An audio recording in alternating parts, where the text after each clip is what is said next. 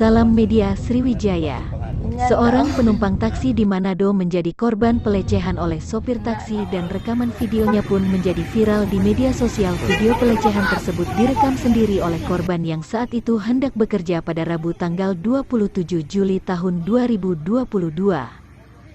Kejadian yang terjadi di Sulawesi Utara, Kota Manado, pada Rabu, tanggal 27 Juli tahun 2022. Tersebut memperlihatkan bagaimana seorang supir taksi mencoba merayu korbannya dengan berbagai macam cara. Sementara korban menahan takut, korban pun telah berulang kali menepis tangan si sopir yang mencoba meraih kakinya. Namun si sopir bergeming dan tetap berusaha merayu korban. Tak berapa lama setelah video tersebut viral, sang sopir pun berhasil diamankan saat sedang mengendarai mobilnya dan dibawa ke Polda Sulawesi Utara. Tak lama berselang setelah video itu viral, muncul unggahan sang sopir menangis di kantor polisi.